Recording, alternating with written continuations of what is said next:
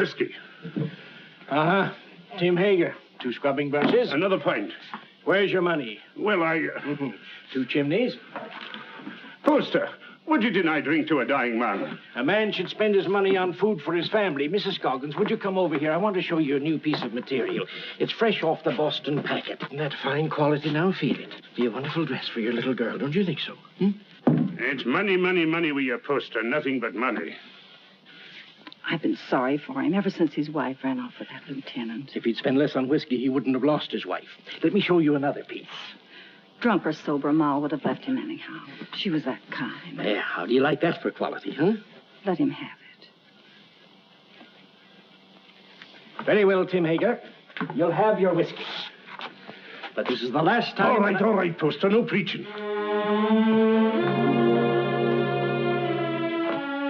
It's his little girl I feel sorry for. Poor little Jenny Hager. Faster, faster! Can't you swim any faster?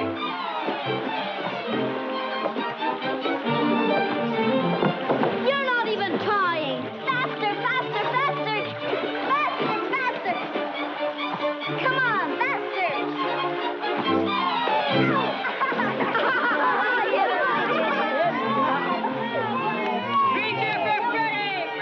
Jenny Hager, you made me lose! You always blame it on something. I hate losers. You're scared of the water. I can't swim. You'll never learn till you get out in deep water. But I'm gonna go. Oh, why don't you go help your father in the store? Measure out coffee and count wormy apples. You're no good down here. Go on, Ephraim. You can't swim till you try. Go ahead, Ephraim. He'll drown. I'm scared. Let's pull him out. No. Look, he's scared to death. Then he'll drown. Who cares? What's all that racket about? The Jets, run for it. Poor Ephraim. Poor Ephraim. Alfred. Come on, boy. Hey, what's going on here? Good gracious. It's Ephraim Poster. What's he doing in the river? He can't swim, can he? Oh, what happened, Jenny? Those awful boys pushed him in. Poor Ephraim. Poor. Nearly murder, that's what it is. If it hadn't been for you, Jenny, he'd have drowned. You all right, Ephraim? The boys didn't do it.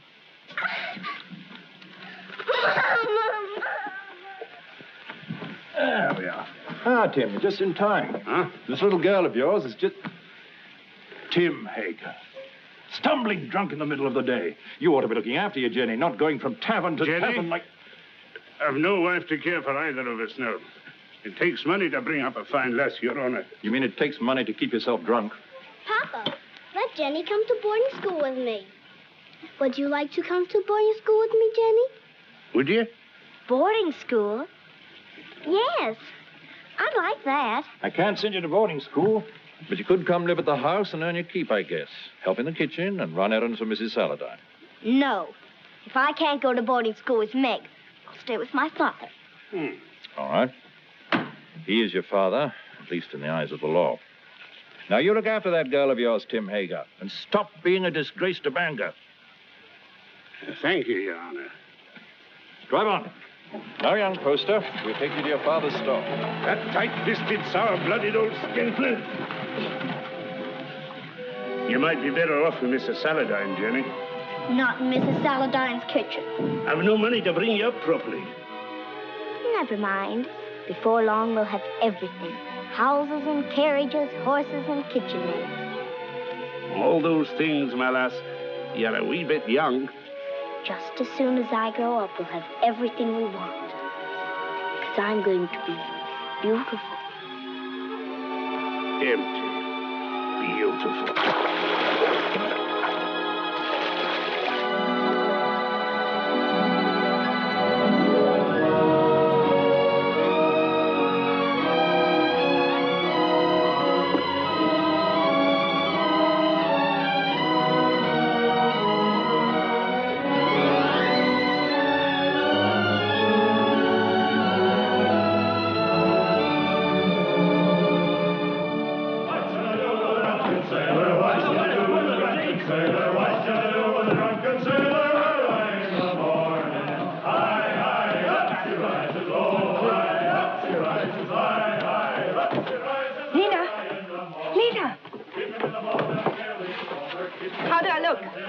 Nice, nice.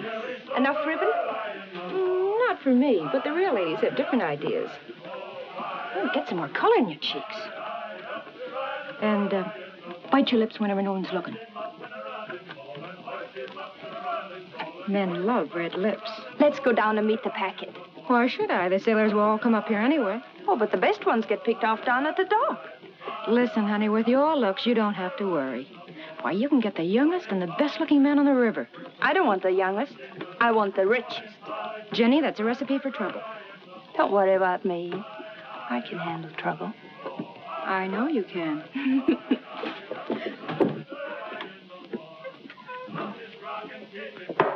Whiskey. All right, Mr. Hager, but you needn't holler. Someone might hear you out in the street. Who, for instance? Jenny, for instance. Yeah. Oh.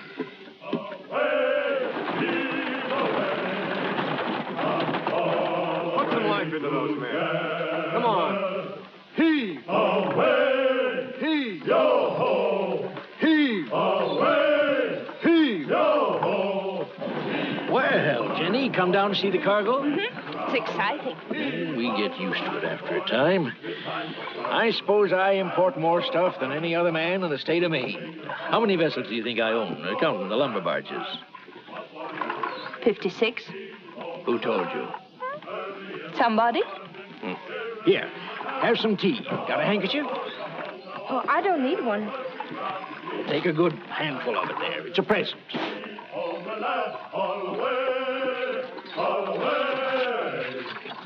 The work was hard and the voice was long. The seas were high and the gales were strong. So heave home the lads from Holloway together. The sails are filled, our work is done. Yo-ho! I heard the skipper say, leave her, Johnny, leave her. Tomorrow you'll get your pay. Most people think it's easy to get to be a rich man. And believe me, it's hard. Why, when I first came to this town over 30 years ago with nothing but a peddler's pack on my back, Hey, you! You! Get away from that girl! Hey, you! Wait!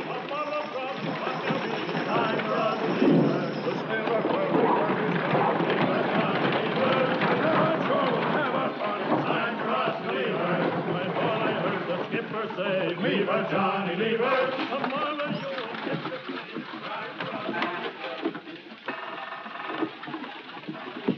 Well, I was just saying to myself, I bet my good old friend Tim Hager is sitting right this very minute in the Purple Whale and wouldn't mind passing the time of day with me. Lena? What do you want? A glass of whiskey for Mr. Hager. Sure. Go on, Tim. Drink up. The next one's on me. You'll not tell Jenny? No, of course not. I promise her not to touch it. You're Jenny. You know, she's getting so she wants to boss everything and everybody. She's grown too beautiful for her own good. Why do you always wish to be talking about Jenny? Oh. I don't think I like why you always want to be talking about Jenny. Oh, now wait, Tim. Give him a rum and whiskey. We're not bringing him a Jenny. I know what you're up to.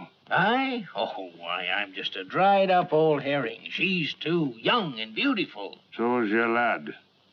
And you sent him to Cambridge to keep him away from her. Ephraim? Why, he's too shy and scared of her. She's full of spirit. She's for somebody like that first mate. What first mate? Why, What first mate? why, Lewis. My first aboard the Gadfly. He's as handsome as the old Nick, that boy. When I saw him and your Jenny walking away just now, I said to myself, there's a youngster who knows his way about with the women. Where you going? Home.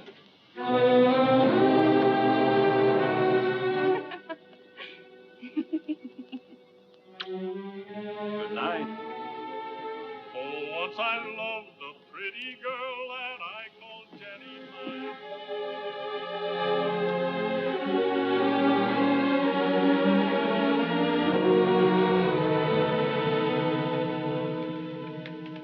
You're like your mother. A wanton. That's what you are. just like your mother. You'd like to keep me here forever, wouldn't you? Well, you couldn't hold Mother and you won't hold me. Aye, but I will, Jenny. No. This isn't the life I was born for. Men like me. And it's the men who have the money in this world. When a proper man comes along. You'll take him walking in the dark and kill him, most likely. I know you don't want any man ever to look at me. But they do. You lead them on, Jenny. It's so easy for you to turn a man's head. Not with you at my elbow all the time. There have been dozens of proper men ready to take me out of this trap. But will you ever let me go?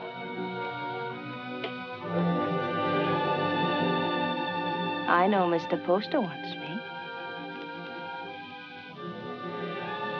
I made him want me. What do you think of that? There's a devil in it, Jenny Hager. A devil straight from the bad place. And I'm going to whip him out of you. You're going to beat me. This is one beating you'll not like.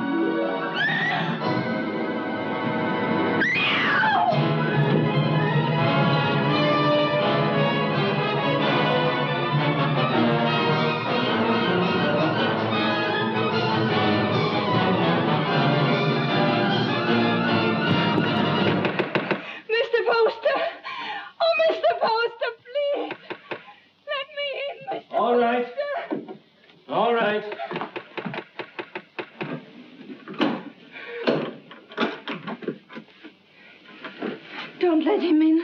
Don't let him get me. He'll kill me, Mr. Poster. What is it, Jenny girl? Who's after you?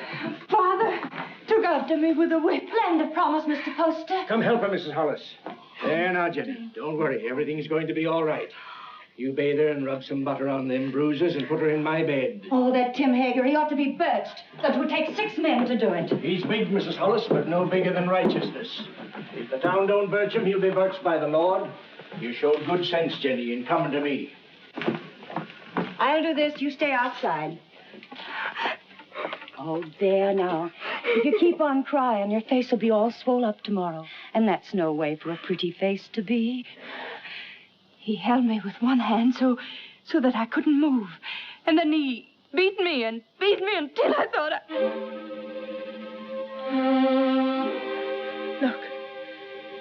Look at my back. Oh, I can't go back there. I can't. He's going to kill me. You're not going anywhere until you're healed and sound again. Now you get out of these things while I heat up some water. You'll be as good as new and just... Yes, Mr. Poster. Something you wanted?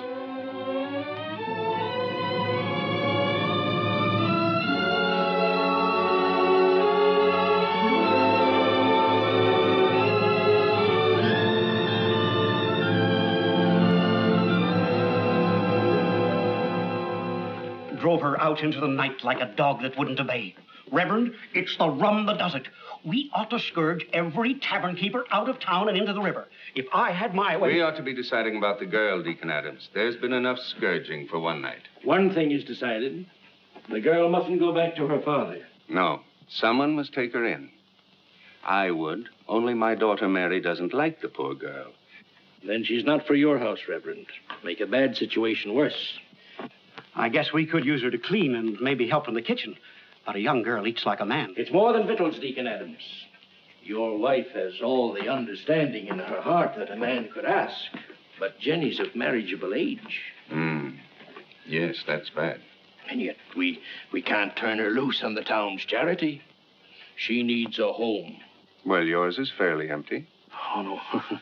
Leave me out of it. It wouldn't be suitable for me to take her into my house. I have no wife. You have a housekeeper, a very respectable woman. But she might leave me, and I not able to get another. We'd have a scandal in the town. Aye. No, marriage is the only answer. And the answer to that is a younger man. What about your son Ephraim? They used to be so much together. Ah, he's a schoolboy, frittering away his time at college. She needs a responsible man. Well, there must be someone. A pretty girl always has a lot of friends. What good are friends? Most of them no older than her. It's our duty to find her a good home, an honorable name, regardless of the man's age. And it should be somebody with money. And by that description, Mr. Poster, you've named yourself.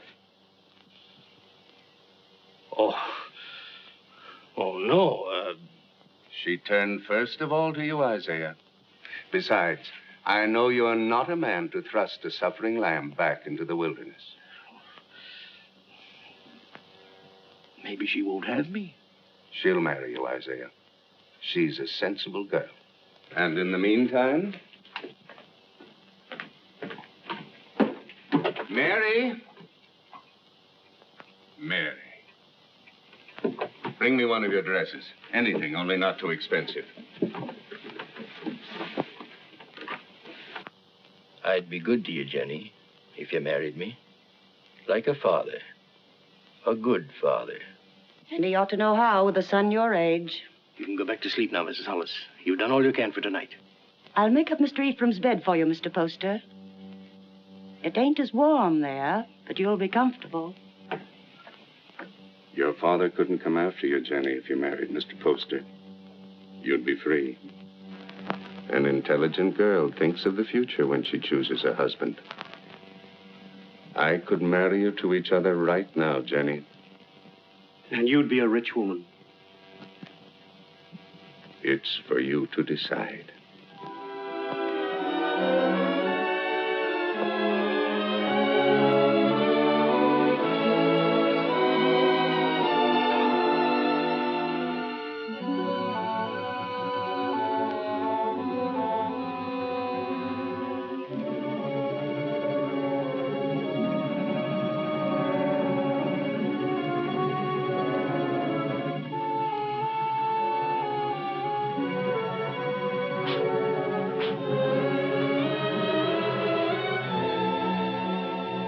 And when my father died, I turned to the only friend I had, Mr. Poster.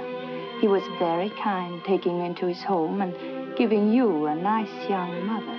Think of all that means, Ephraim. You must learn to say yes, ma'am, like a proper son, because I shall demand obedience and love. And if you refuse, my dear son, I shall punish you by not kissing you goodnight. Now, Ephraim, do come home and see what a fine parent I can be. I do think families should be close, don't you? Jenny. Why, Meg Saladine, come in. Oh, if you're busy, Jenny, I can... No, don't go away.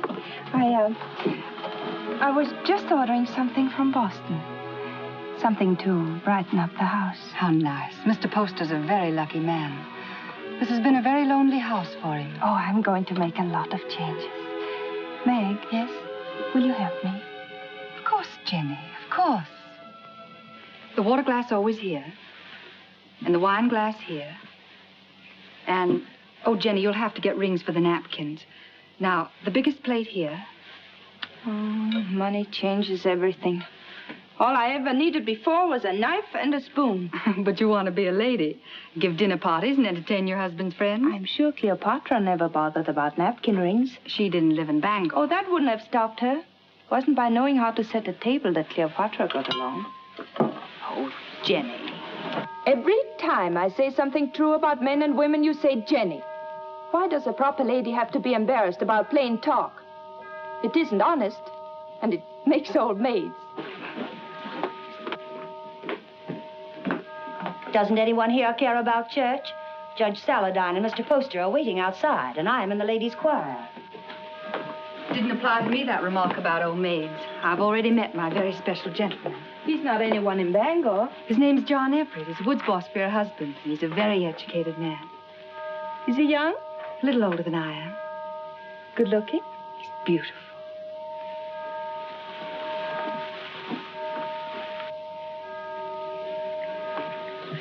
Why don't you marry him?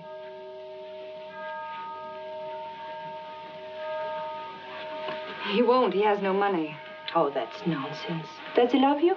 Yes. And you love him? Then make him marry you. Oh, Jenny, I wish I knew how. He's not like the others. He thinks things out. I'd know how.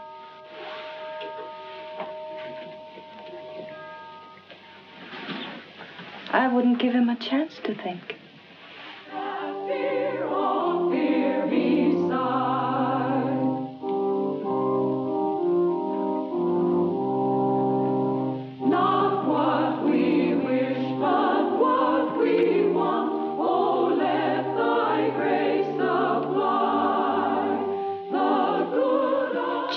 Hager. Jenny Poster.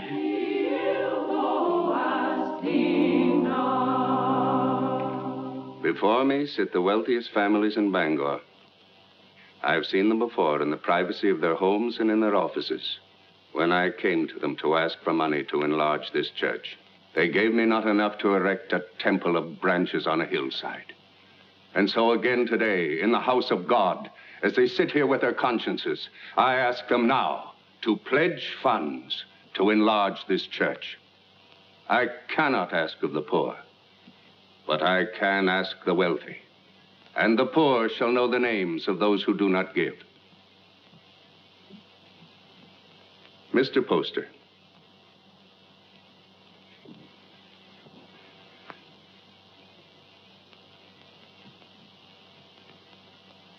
Judge Saladine?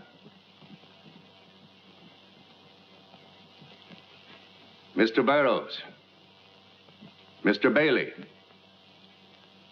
Mr. Clayton? This is intolerable.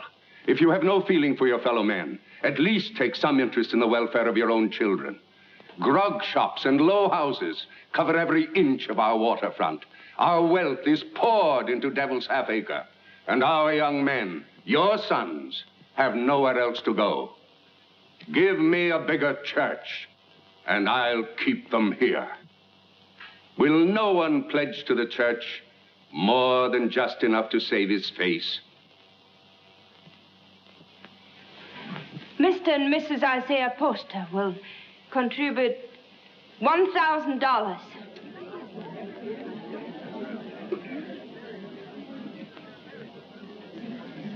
If the men of Bangor won't give to the church, the women will. Mr. and Mrs. Partridge pledge $500.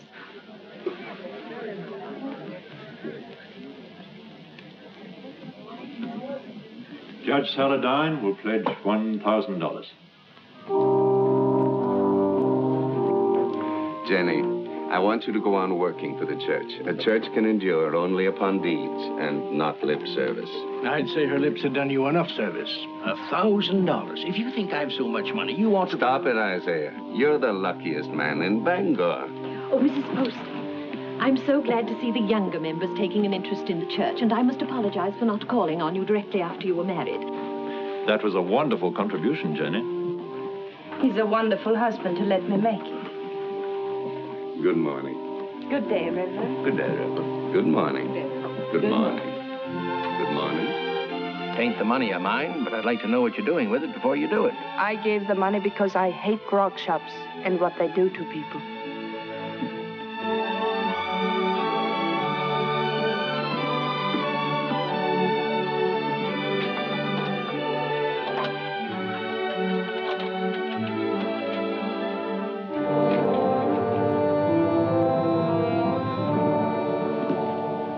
How are you, Father? Hello, Mother. My name's still Jenny.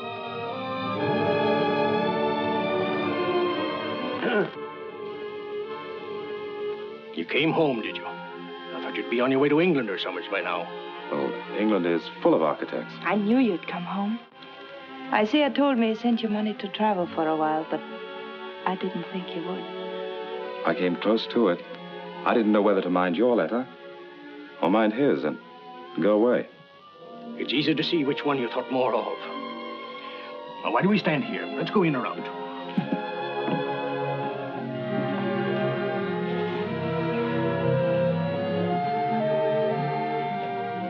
And let me do the writing to my son. Mr. Ephraim. My Mr. Ephraim. Why, you've grown as much as you ever will, haven't you? Oh, I'm stunted. They don't know how to bake an apple pie in Cambridge. You'll have one every day if only you'll stay here. He'll stay.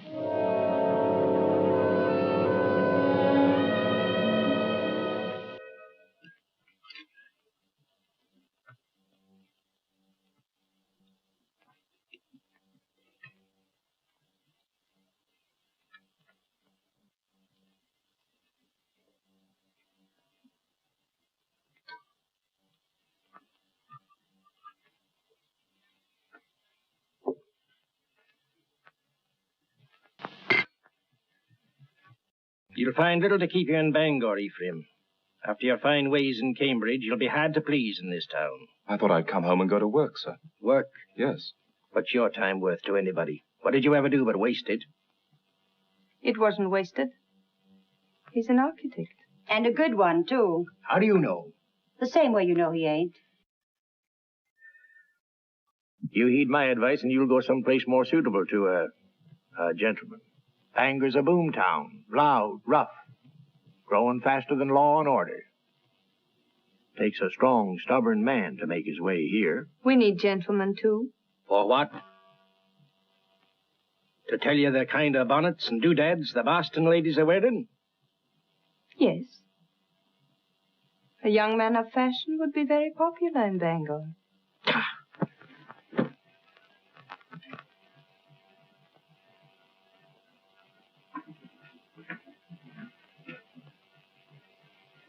I'll join you later. Well? Yes, Father. But you said yourself that Bangor was a boom town. Fortunes are made every day.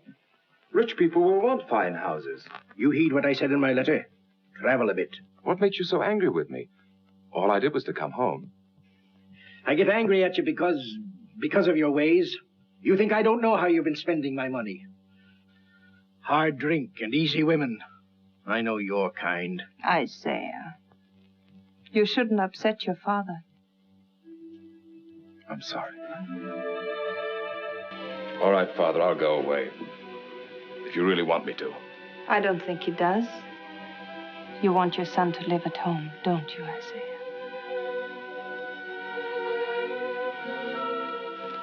I've got a headache from all this talk. I'll lock up. It's time we all got some sleep.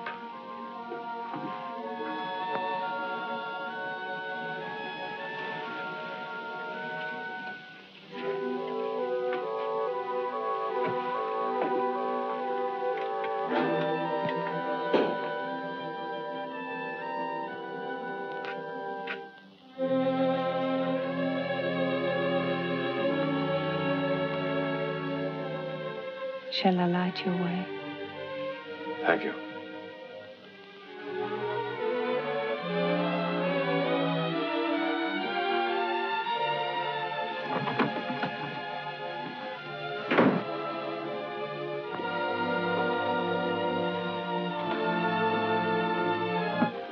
It's been a long time, Ephraim, hasn't it? A long time, a lot of changes. Did you really like that kind of woman? That kind he spoke about? I'd rather not talk about it, Jenny. I used to see them near our house before I came here. I used to watch them and wonder about them. I can see how women would be attracted to you.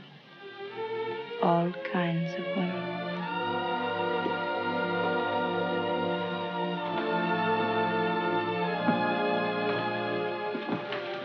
Good night, Ephraim.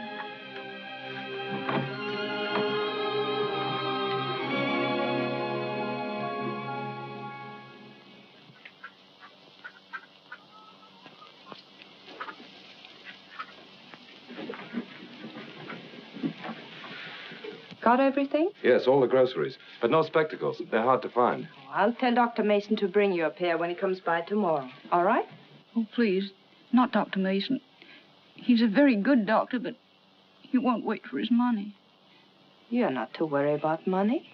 Your husband worked for mine for a long time, and if Mr. Poster wants to send you a doctor and a pair of spectacles, it's his privilege. Mr. Poster? I'll be by in a few days, and in the meantime, if you need anything, send one of your children. Thank you.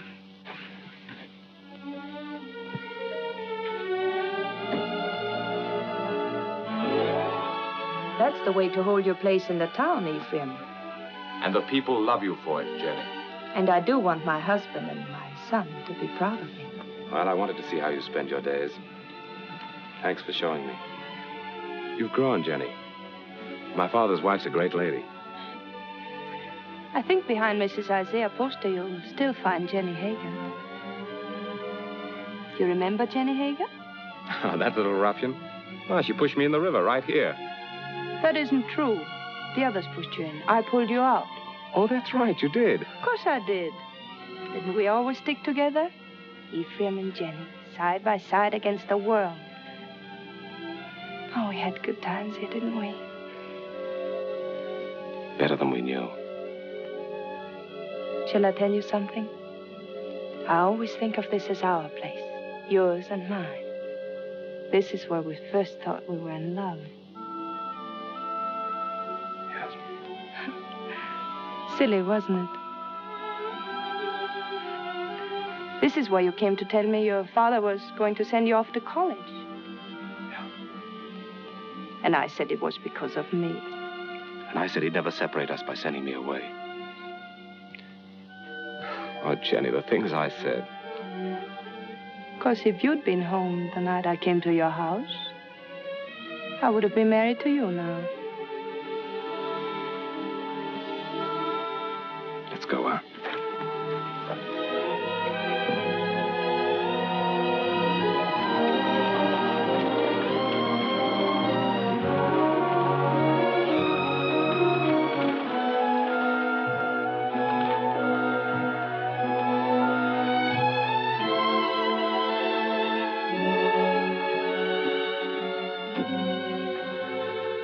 Come into the store and wait on me the way you used to.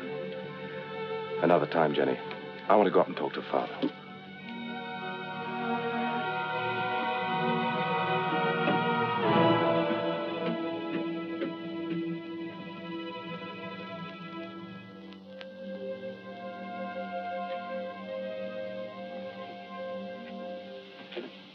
Hello, Father.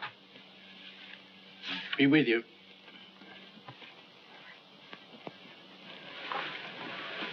What you been doing all day?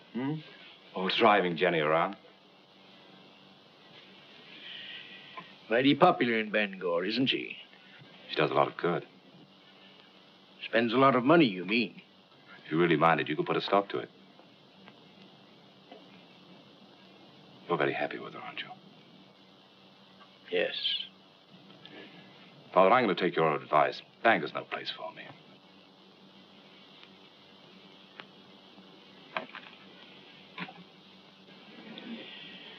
When will you be leaving? Right away, before the river freezes. I thought I'd spend the winter in Boston and then go off to Europe in the spring. I think your father needs you here, Ephraim. Why, Jenny, you feet like a bird. I didn't hear a sound. You want him to stay, don't you, Isaiah? Why don't you tell him you want him to stay? Can't you be honest with your own son? I'm honest with everybody. You might be of some small use to me if you stay on. But if you don't like it here, get out. Only don't come meeching back again. If you go, I'm through with you. I'll take you home.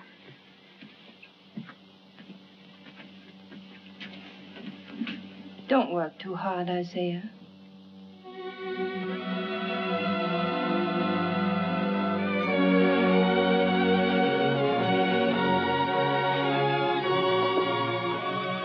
Surprise.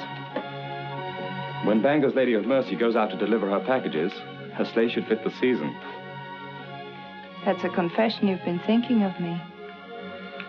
Of course I think of you. Yet you've been avoiding me. Careful. Paint. Put it down.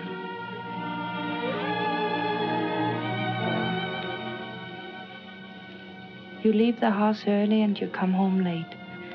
You never walk into a room where I am unless someone else is there. Why? Jenny, we shouldn't be standing out here like this. We might just as well be out on Main Street. Anyone could pass by. They wouldn't think anything wrong of it.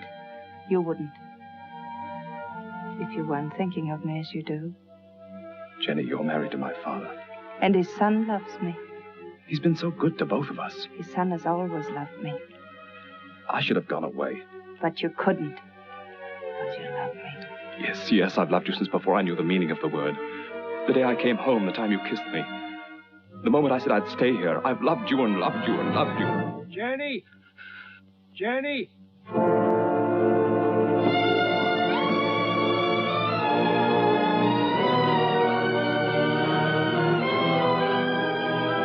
Jenny! Father's very ill. Send for a doctor.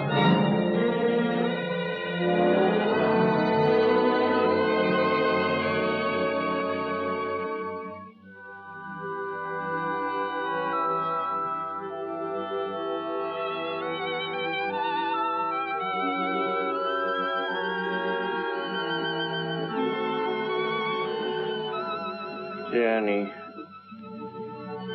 Yes, Isaiah, I'm here.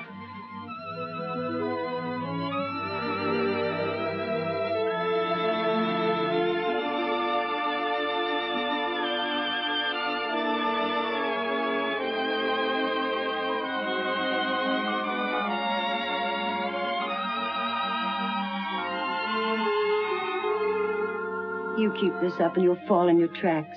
Go to bed, child. Get some rest. No, I'm strong. Stronger than you think. I'll be all right.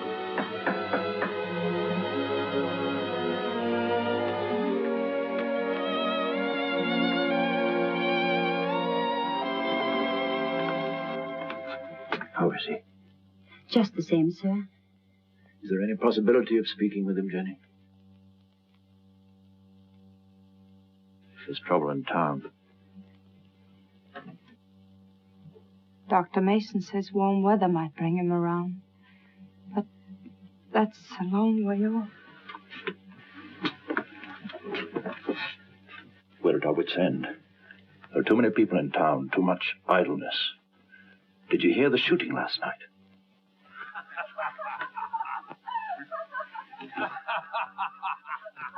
That's the sort of thing we're up against. Lumberjacks coming to town between jobs with rum and women on their minds. He told us 2 years ago we should have a police force. We should have listened to him. Well, Jenny, take care of yourself. Meg sends you on love.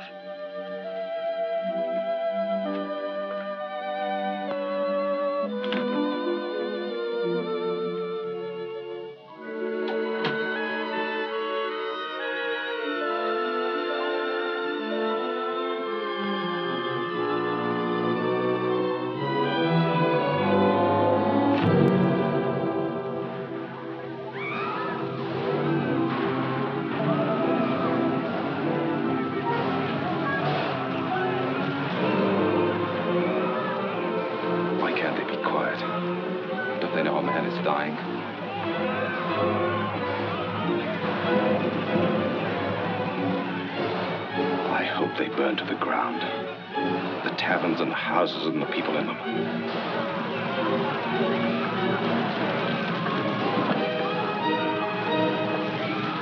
Judge Saladine.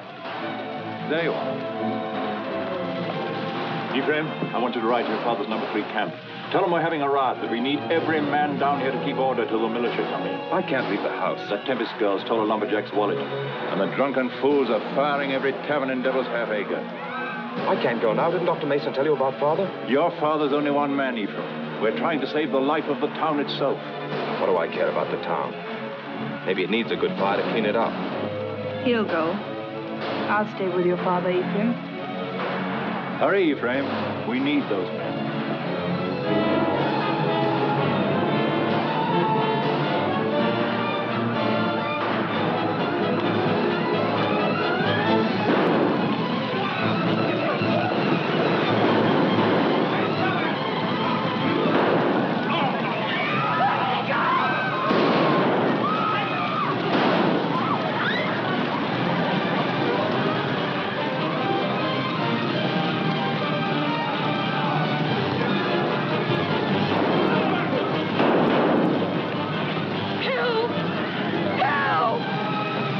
Jenny! Jenny! Let me go! Let me go! Help!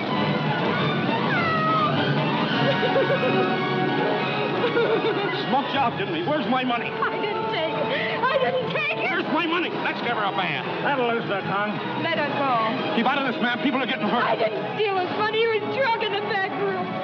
I only came in to take away the glasses. Anyone might have been there before me. It had to be mighty fast to get in a man's pockets before you. $100 a hole when there's work. I say dip her in the river. Come on, what'd you do with it? Oh, Jenny. Let her go. I'll give you the money. You're Mrs. Poster. Yes. It's nice to meet the gentry, ma'am. But I'm not so sure I'll be happy just to get my money back.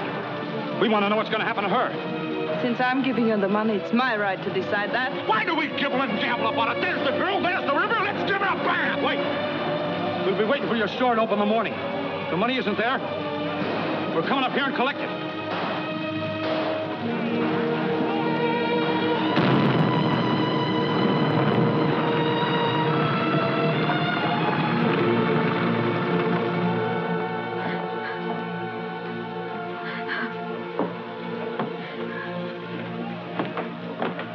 They're crazy with drink, Jenny.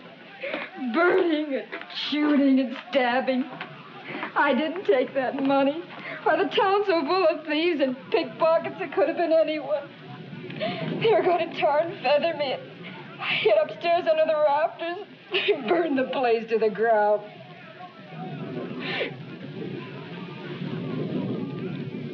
If I'm to go up to Camp 3, I better leave now. I want to be back in the morning.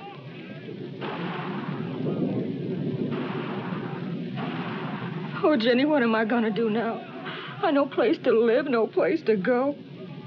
It isn't right, Jenny, to be smoked out in the streets like an animal. I don't want you to worry about it, Lena. I want you to rest. Lena, do you remember the house I used to live in? Well, I want you to stay here for the night, and tomorrow you move in there. Won't cost you a cent, and if anyone should bother you, you come to me.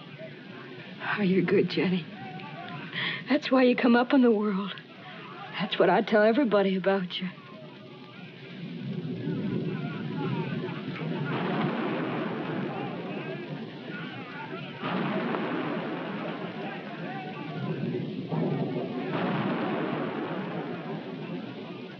Jenny, you're wonderful.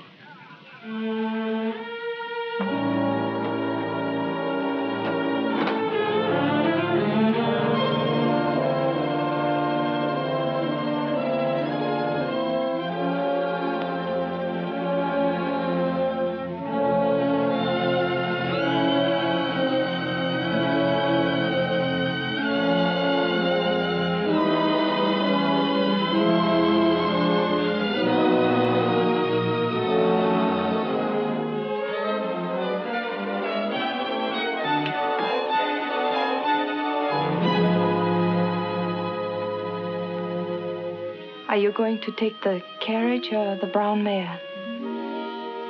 I thought the mare would be better.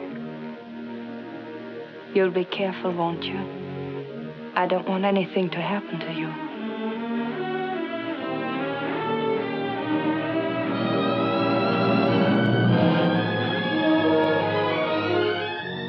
Mrs. Poster? Oh, Mrs. Poster?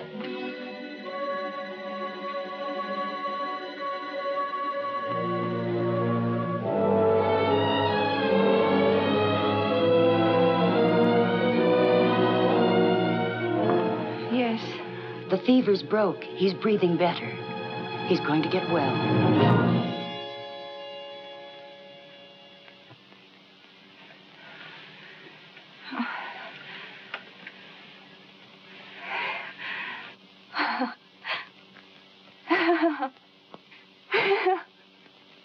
Jenny, my poor child.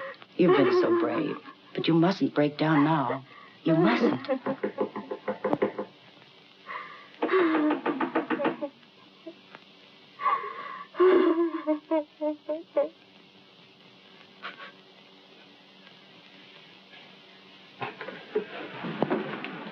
Has Mrs. Poster gone to bed? Does she ever go to bed, the poor child, nursing and tending her husband? Tell her to come to the Saladine house. The girl will need her. What's the matter? Judge Saladine got into the fight. Hurt? Dead. Ask Mrs. Poster to come with us. It needs a woman to tell the girl. Mrs. Poster's been under a great strain. She's gone through enough. You better get someone else. Wait.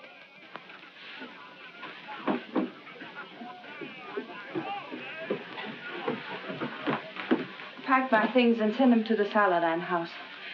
I'll be spending the night with Meg.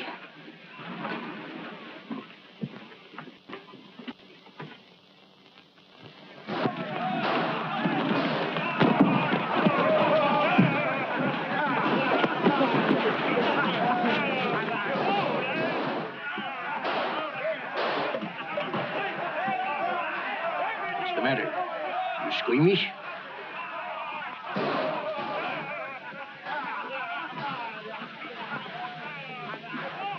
They're still fighting.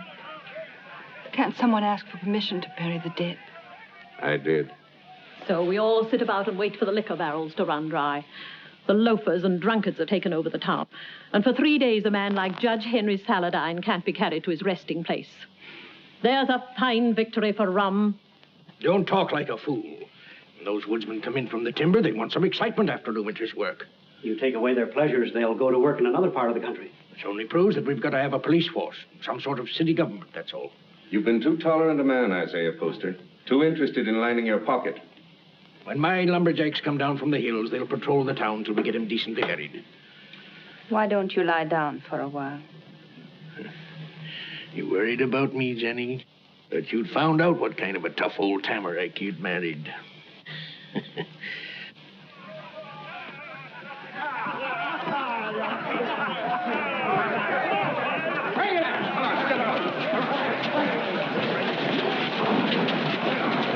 Well, we can start the funeral.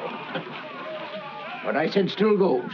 Get a little law and order in the town, and the grog shops can stay. It's good for business. Where are you going? Those are my boys. Going to give them orders.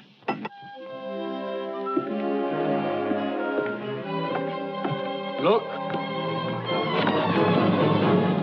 Oh, Isaiah, are you hurt?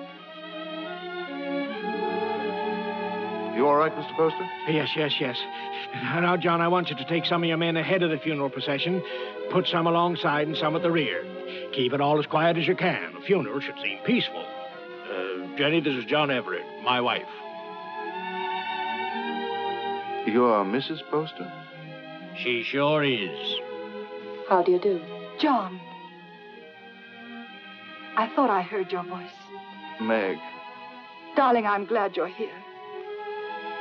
it's terrible about your father. I hated your being alone when it happened. I pretended to myself that you were with me. It gave me strength. But if we don't have the funeral soon, I'm afraid I'm going to break down. Meg, you'll come to our house this evening. You'll be with us, won't you? Thank you.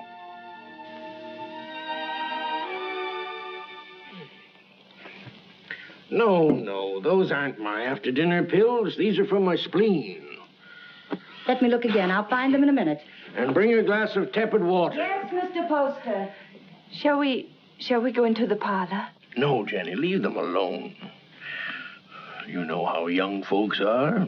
John has to go back to the camp in the morning. Go back? Yes, of course. Darling.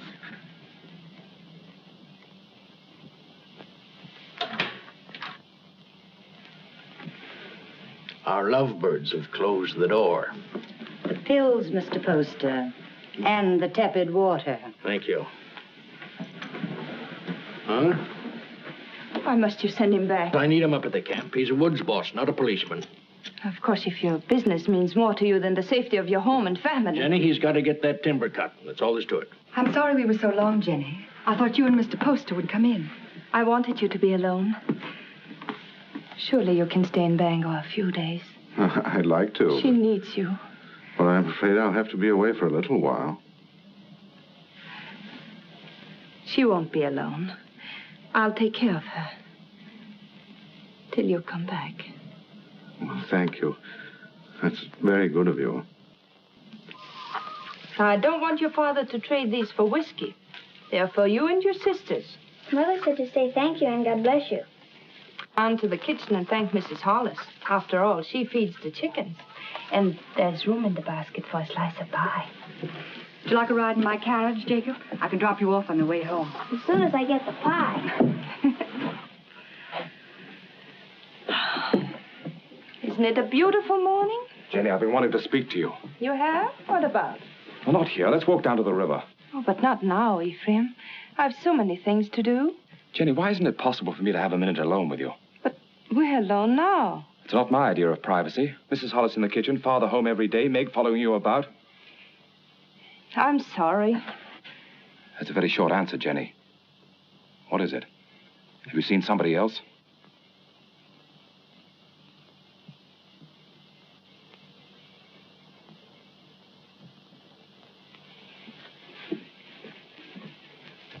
They stole nearly 10,000 feet of first-run pine. Where? Upper Big Bend. And there's not a trace of who did it. Mr. Poster, unless you get the law to step in, there won't be a choice tree left in that whole section. Law. I own that land, and I'll make my own laws. I've got to make a trip up to the hill countries. Timber pirates. I want you to come with me. Me? It's time you saw what pine on the stump looks like. It's my business, and you ought to learn it. Come along, I'll get you something to eat. Thank you, sir.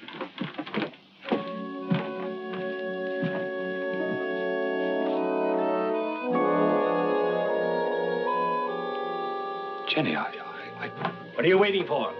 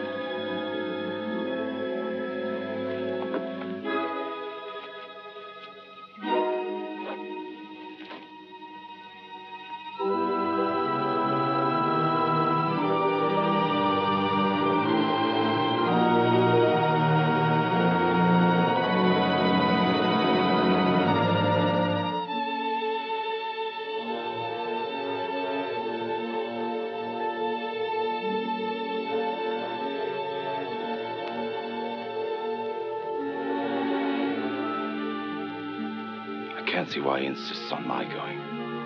I'll be dead useless weight, and afraid of the water besides. Boats would be bad enough. These will be canoes, flimsy Indian canoes made of birch bark.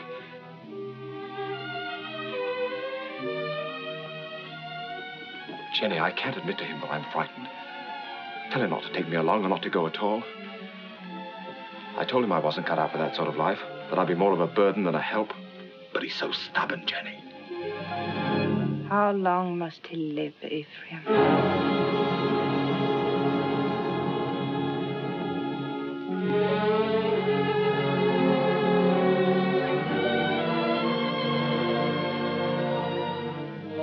How long must he live between us? Jenny, don't talk like that. I want you to do something for us. But you're afraid. I could promise you so many things, and yet you're afraid. He's my father. As long as he's alive. Why does everything frighten you? You're going to make me very angry. And if I get angry and go on wanting you the way I do, I might tell him what happened between us. Nothing has happened between us. No. But which of us will he believe? Jenny, you couldn't. You know what that would do. He lived a full and useful life. It would be a pity to see him die. But a greater pity to see his life ruined. With a lie. We've been living a lie, Ephraim, and I want to be done with it. I want you to return alone.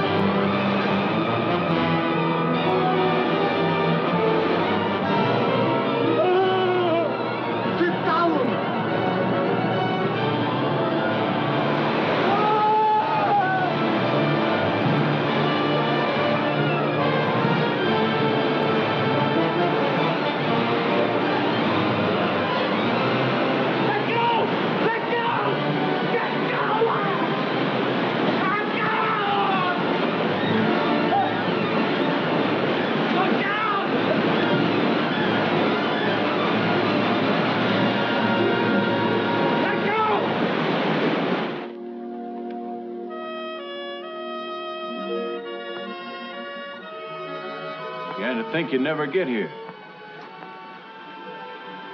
Where's the old man? Where's your father? What happened? What happened? He make old man die. Now, we go through swift water. He afraid. He stand up in canoe. And the canoe turned over. Mr. Poster was too weak to swim. They fought to see which one would get that bailing bucket. I guess you can see who won. He's dead? I guess he is, ma'am. Where's his body? Must have settled in the quiet water further down. I'm sorry, but we hunted all we could. I'm sure you did. That's the whole of it. Except what Mr. Poster here can tell you. If they hear of anything, they'll let you know. Thank you. Jenny, believe me, it wasn't my fault. I was afraid. You know how afraid I am of the water. You can't come into this house, you wretched coward. You killed your father.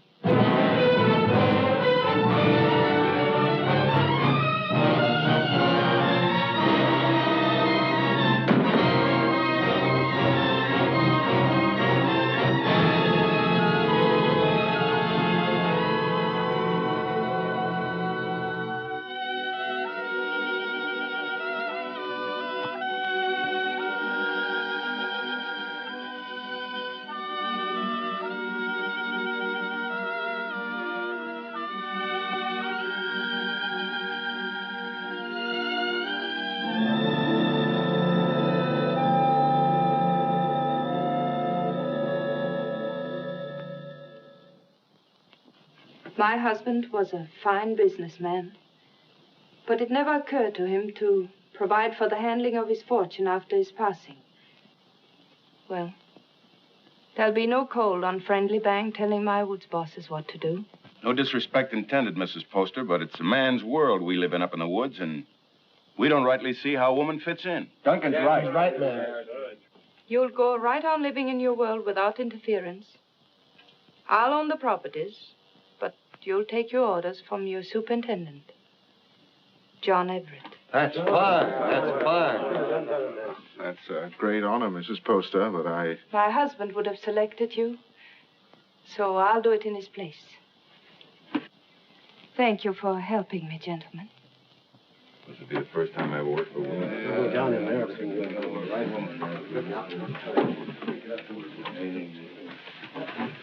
Until this meeting, I thought I was very much alone in this world. Mr. Poster was a fine man. It'll be an honor working for his lady. We won't give you any trouble, Mrs. Poster. Good day, ma'am.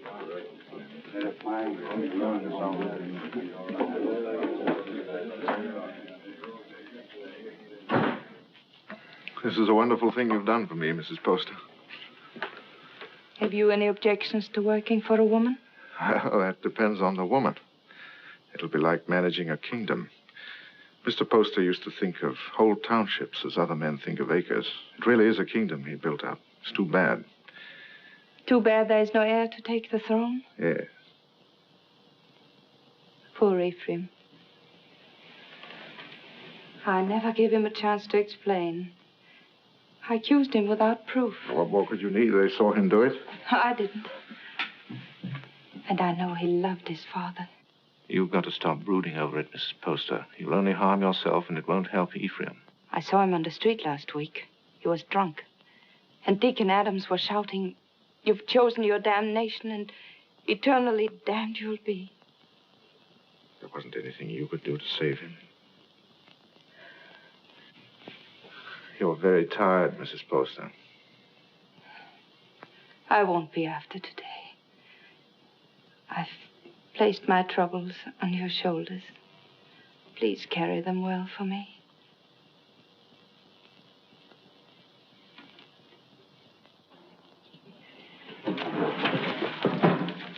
Meg, Jenny spent all morning getting them in order.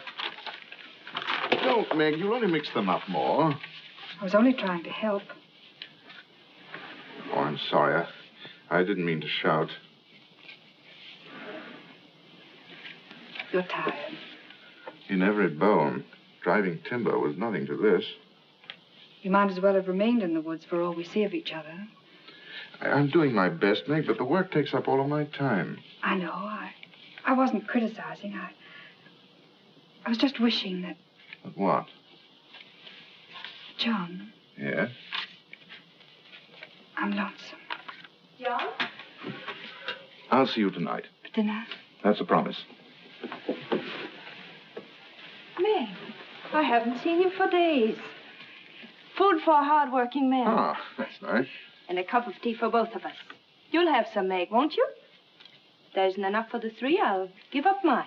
The accounts receivable are all mixed up. I had them in order, but then the wind came in. Oh, later. You haven't eaten since morning.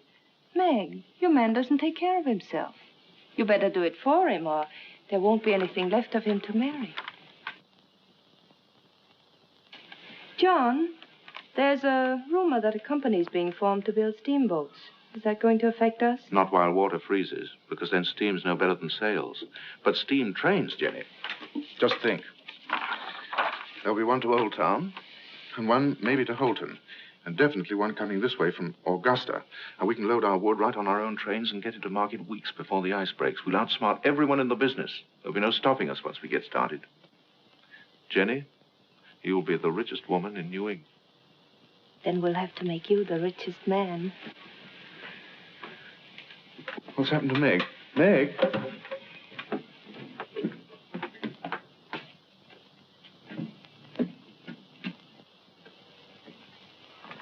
I ought to be kicked all the way up and down Main Street for the way I treat her. She's more understanding than you think. I'll be with the Temperance League all afternoon, so if there's anything important you want to discuss with me now... Nothing that can't wait. It's Mrs. Hollis in the store. Tearing it apart? No, she wants me to drive her home. Working again tonight? I'm having dinner with Meg. Good. Take better care of her, John. You do neglect her. Goodbye. Bye.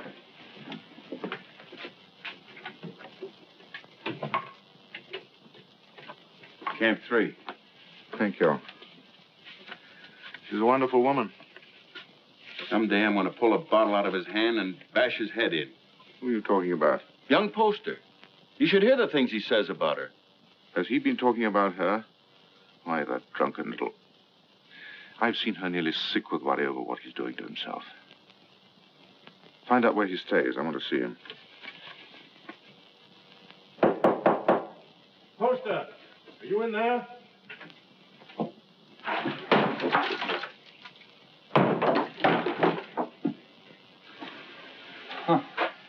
I must be making trouble. Much more than you're worth. I'm worth very little.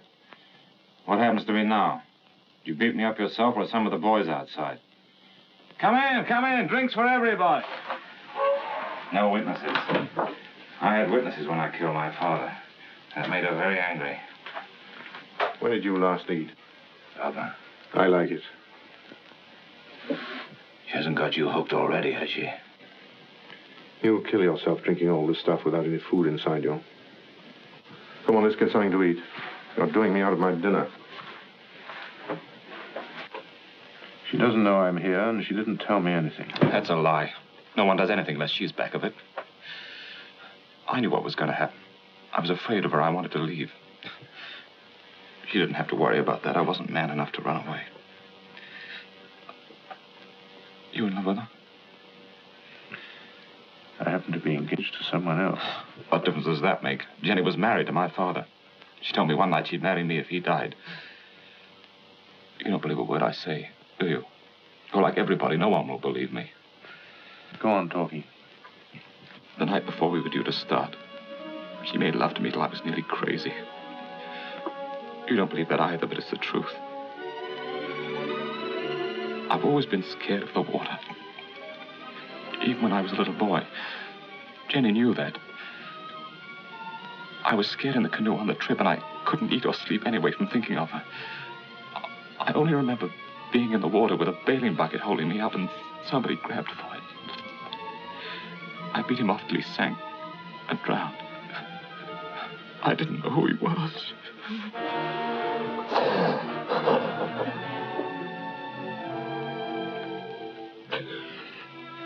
She's so rotten. You've got to believe me. She's not even a human being. Maybe I did know who he was. I guess I did. She'd put the thought in my heart. And if I hadn't done it then, I know I would have later.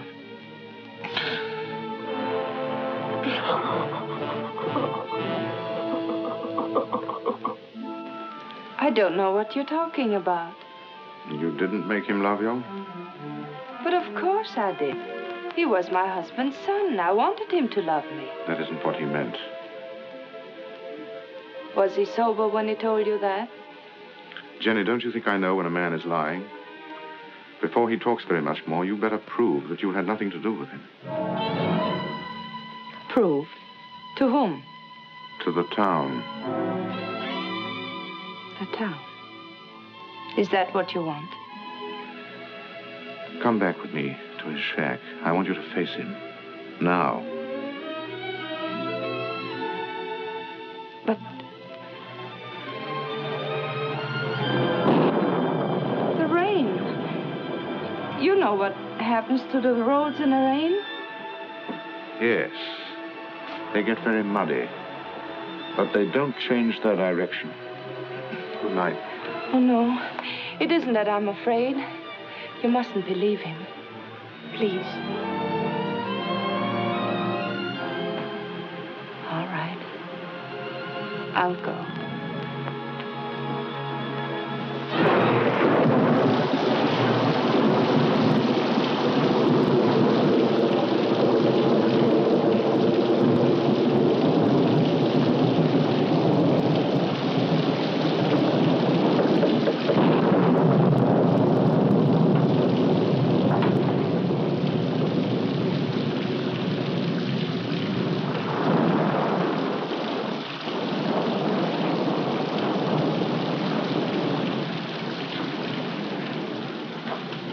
Gone far in this rain.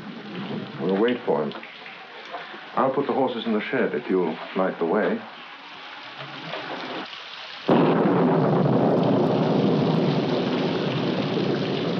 See if the shelter's clear.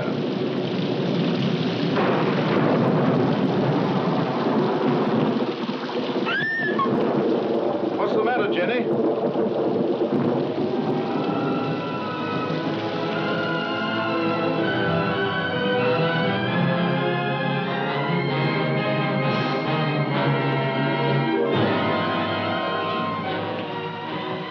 Don't look, Jenny. I did that. I drove him out. Jenny. Don't say I didn't do it. If I would have said one word to defend him, others would have listened. I killed him. Didn't I? Jenny, please.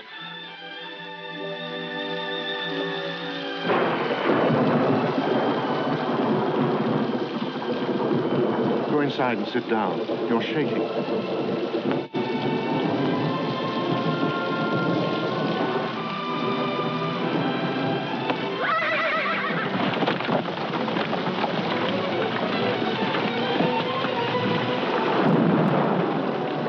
What was it? What happened? They were frightened.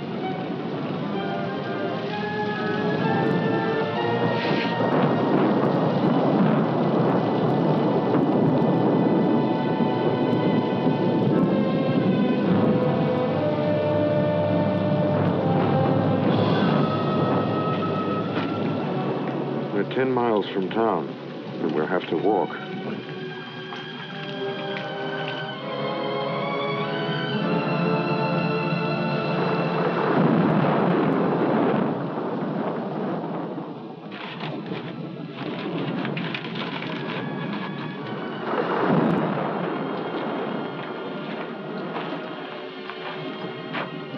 I can't understand how Ephraim could have done a thing like that.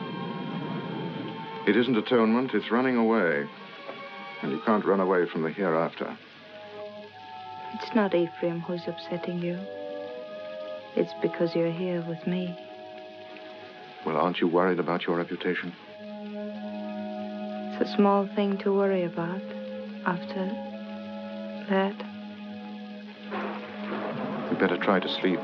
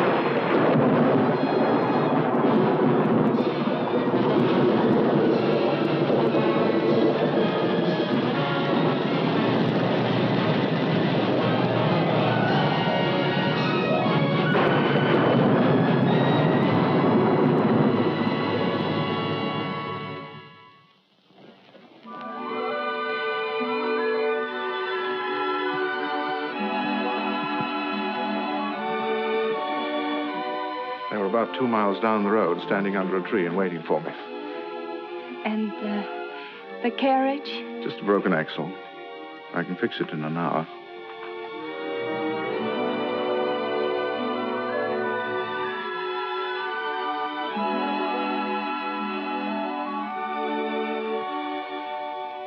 Jenny, what about Meg? She won't try to hold you. I know, but to stand up to her and tell her that I love someone else. You won't tell her. A big, clumsy thing like you. It's a woman's job. Oh, no. But she's a friend of mine. I can make her understand. I'll tell her myself. But, John... I'll tell her myself, Jenny.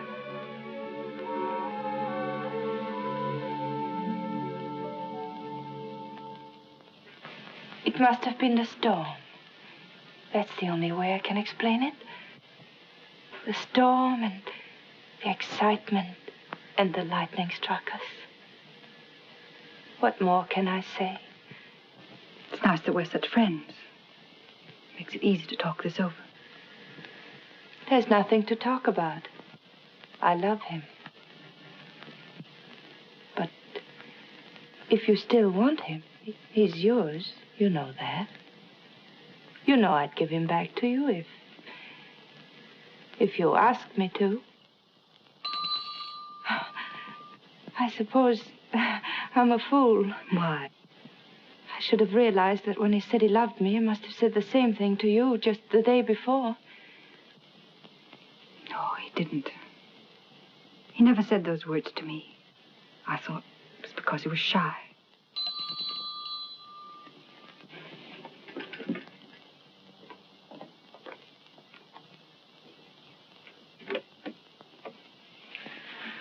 Hello, Meg.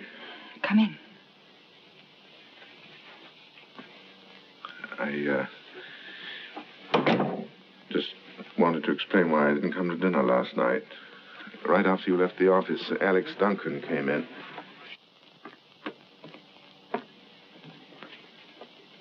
Jenny, I told you I wanted to explain this to her myself. I didn't think you should. I'll be waiting for you outside.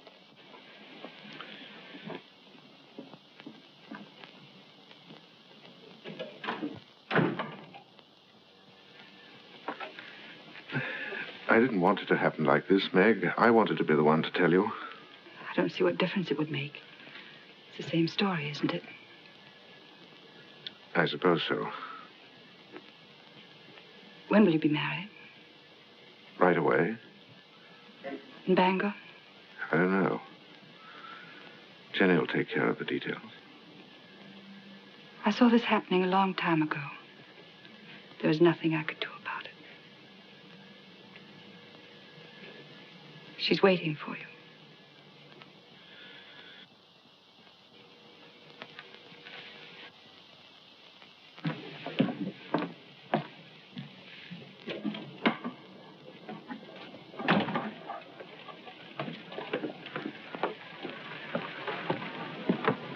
Jenny, how could you do a thing like that? I thought if you came here alone, you wouldn't come back to me.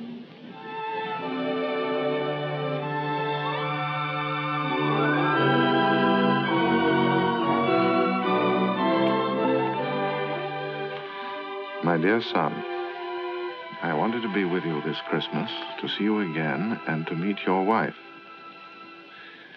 But all your brothers are bringing their families here, so I can only send you this ring in my place. It was given to me by your grandmother to be passed on to the wife of my eldest son, and I know Jenny will care enough about it to do the same. Will you? What if we only have daughters? We'll have sons. I have made up my mind. What else does your mother say? Well, she talks about my brothers and how deep the snow is, and then she says, "A Merry Christmas to you both, my dears. The Lord bless you, Jenny, and make you fruitful. My arms ache for John's first boy." Your mother must be a wonderful woman. I hope that someday you'll say I'm just like her. Well, that won't be easy. Mother had 9 sons. What a lot of boys running about the house. Must have been very uncomfortable for her.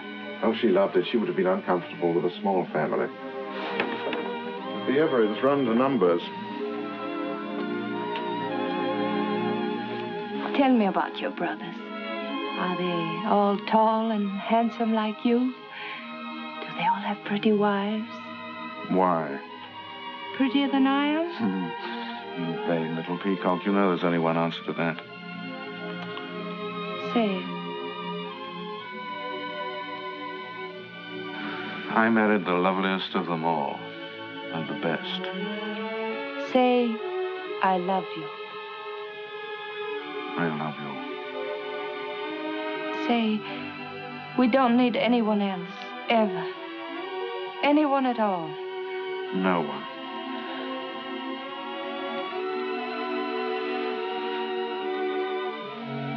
I always lose happiness. I can't seem to hold it. Keep me happy, darling.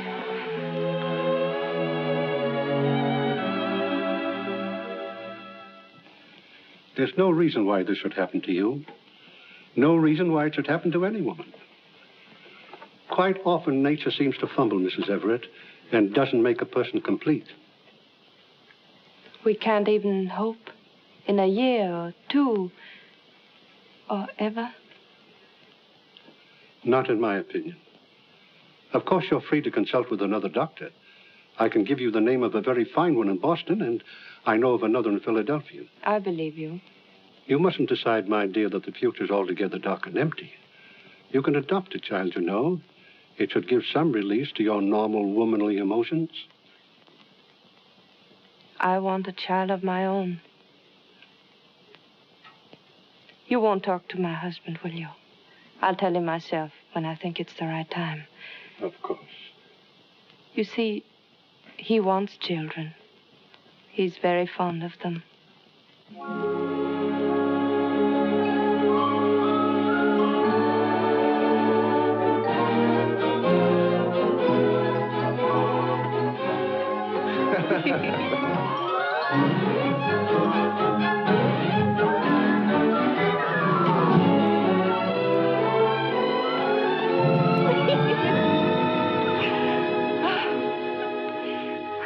I never knew what love was before you. I know now I was never married to Isaiah at all. Jenny, I want you to forget Isaiah.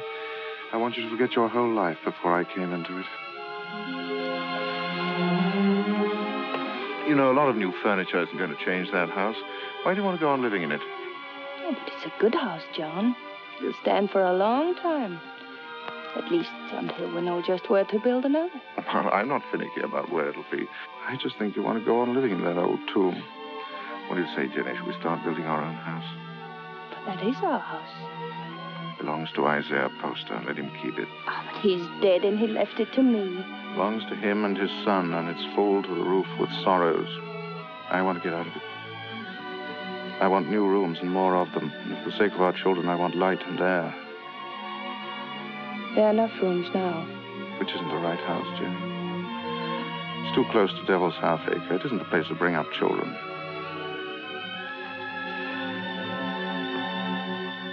There won't be any children.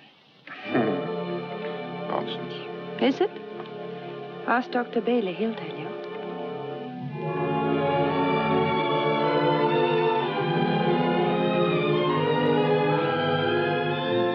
Seems there are some things we haven't talked about. When did you learn this? Some time ago. What exactly did Bailey say? Oh, I don't remember. Makes a lot of difference, doesn't it? How do you mean? Between us. Doesn't make any difference at all. There are many things a husband and wife can live for. I wonder what you'll think in a few years from now. I'll think that you're more beautiful than ever, and that I love you very much. Oh, look. There's Lincoln Pentridge. He's a great man. He has special powers.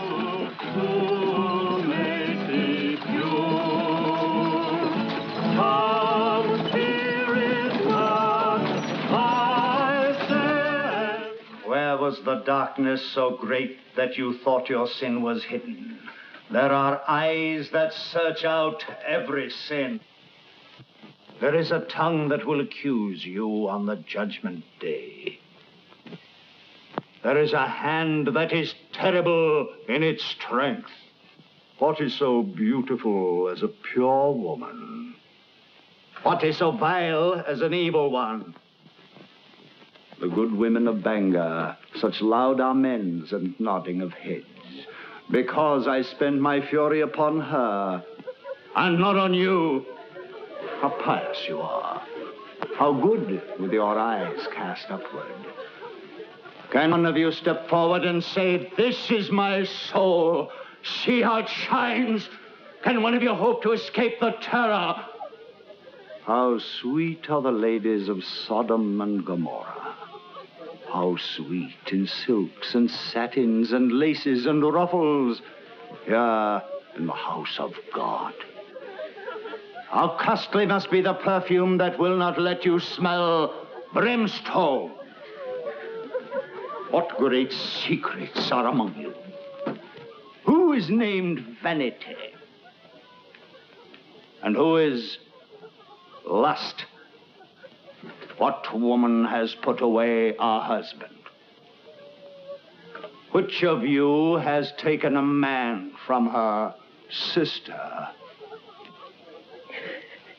This is your sister. Come forward and sit with her and be counted. You cannot hide behind your beauty. Your beauty has made you evil, and evil destroys itself.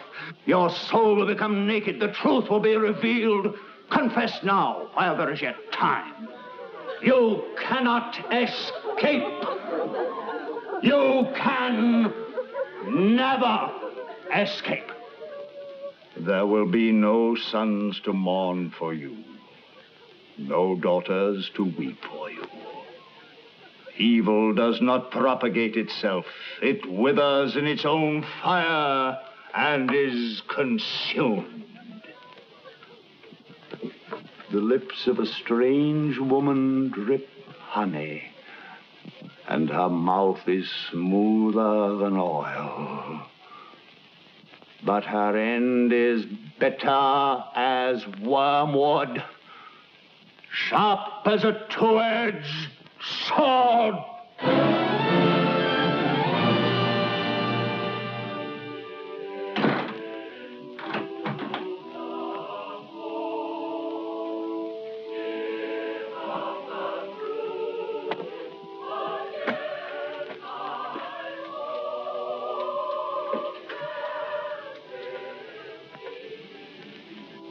What's the matter, Jenny? I want light. It's so dark. Why do you go to those meetings? It's not like ordinary church going. You come home exhausted and afraid. He was talking to me. Straight to me. I mean, what is it? The pit he talks about isn't down below, it's up here. I don't know why I listen to him. He tries to trap people. Tries to make them admit things that aren't true. He's not any better than the people he talks about. No, he's right. The town is becoming a sinkhole. That horrible man. To say to me what he did. He wasn't talking. He was talking to people like Lena. Jenny, I've come to a decision. We're going to put Lena out of your house. No. I don't care what she meant to you when you were a child. I'm talking about what she is now. I don't want you to be connected with her. Why not? In what way is she different from us? Except that she's more honest. She goes out of your house tomorrow. I don't want her sins on your hands. You good, righteous man. You hypocrite. Telling others what they must and must not do while you live in this house with me. Do you know what went on in this room before Ephraim killed his father? Jenny. Do you remember the things he said about me? You said he was drunk and afraid. Of course he was afraid. We're all afraid. There's hell opening under our feet. Jenny. This is where he sat. Sit down, John, and I'll show you how I made him kill his father. Sit down and I'll kiss you the way I kissed him. Why do you look at me like that? Why do you pretend everything he told you was true and you knew it? You knew it!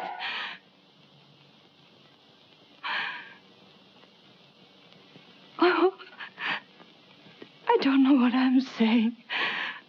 Oh, I'm sorry. I'm sorry. Go to bed, Jenny. Please go to bed.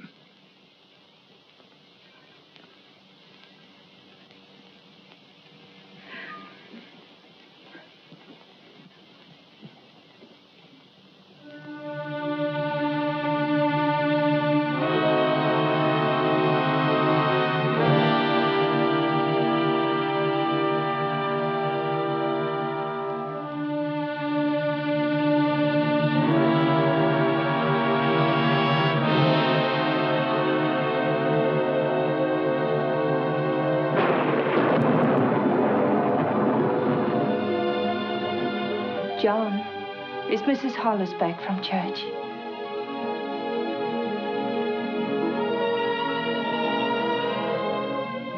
John, it's time for bed.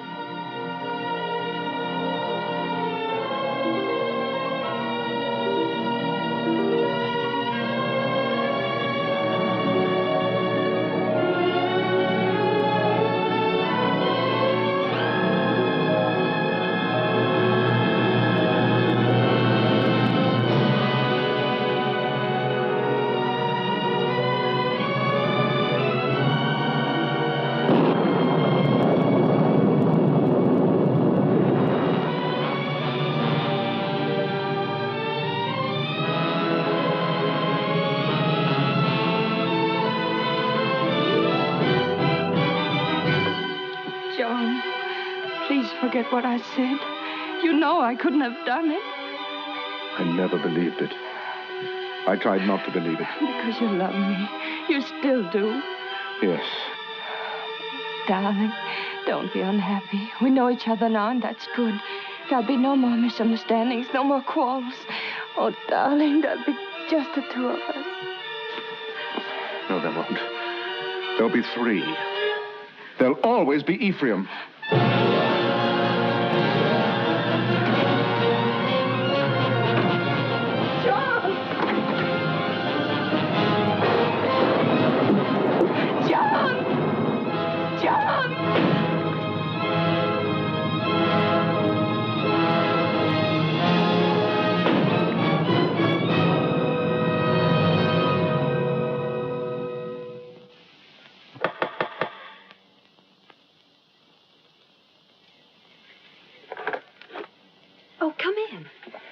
Mary, I'm looking for Mr. Everett. I thought he might be with Reverend Thatcher. Father isn't here right now, but if you'd like to wait... Oh, no, thank you. I have no time.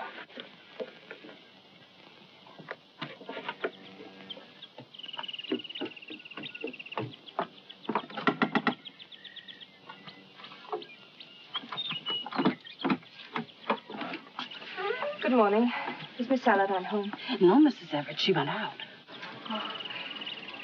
Has Mr. Everett been here? Oh, no, I haven't seen him.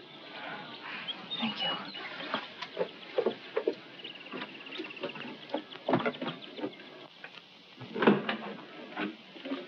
Oh, I thought it was Mr. Everett. Do you know where he is? He didn't come in here, ma'am. I slept here last night on account of the rain, and you're the first one in.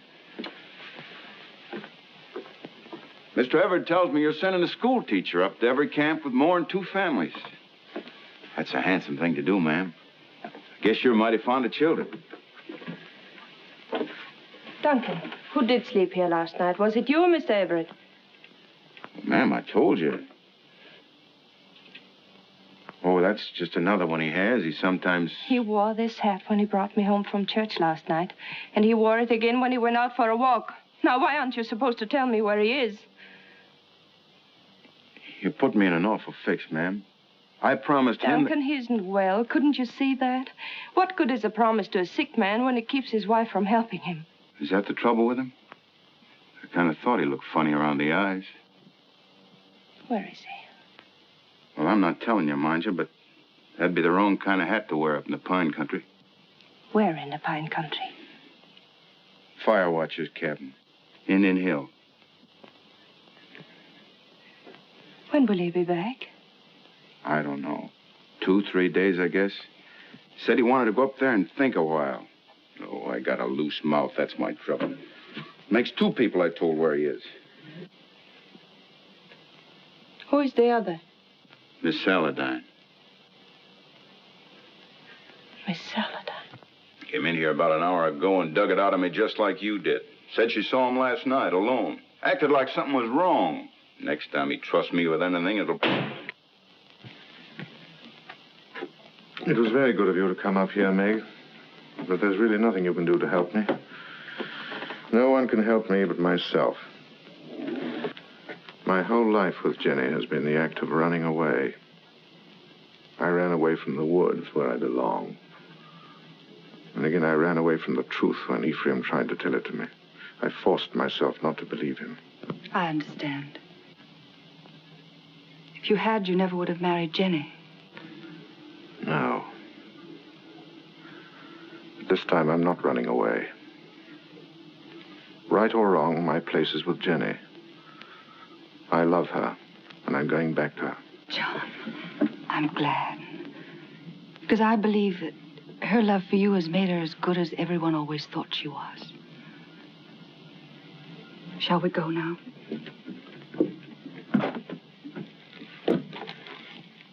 Jenny will be anxious.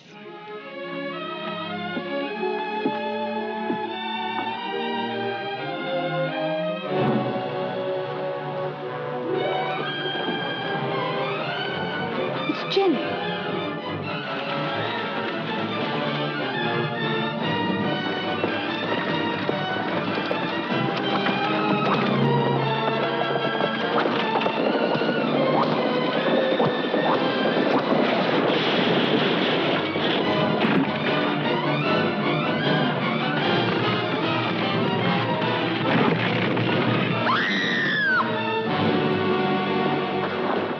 Jenny.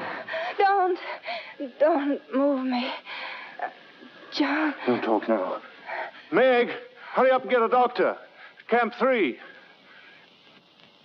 I saw you with Meg, and I know. I tried to hurt you. I wanted to hurt you. Don't, Jenny. Lie still.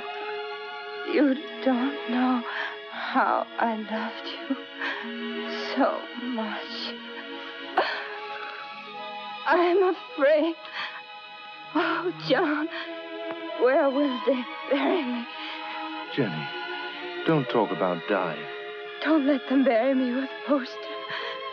Or Ephraim, don't let them. Jenny, you're going to be all right. There'll be a doctor along, and we'll take you home. I know. They'll bury me with Ephraim. They'll bury me in that house with Ephraim. Jenny, darling, listen to me. Nothing's going to happen to you. Not now or ever. As long as I'm with you. And I'll always be with you. I never went away. You do love me. I love you more than ever. I wanted so many things. I wanted the whole world. But it was really only you. Jenny. Jenny.